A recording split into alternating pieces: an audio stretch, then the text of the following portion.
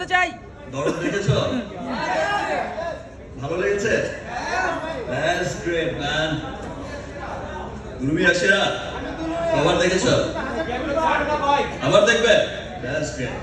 আমাদের শিল্পীদের এটাই হচ্ছে খুব ভালো লাগার। ইনফ্যাক্ট আমার তো খুব ভালো লাগার।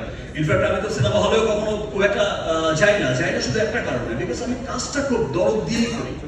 আমি অল্প সিনেমা করি, খুব দরদ দিয়ে কাজটা করার চেষ্টা করি, এবং আমি চাই যে লোক আমি যদি হলে যাই, আমি অনেক সময় দেখেছি যে আমি বসে আছি, আশপাশ থেকে সবাই ওই দিকে না দেখে এই দিকে দেখছে।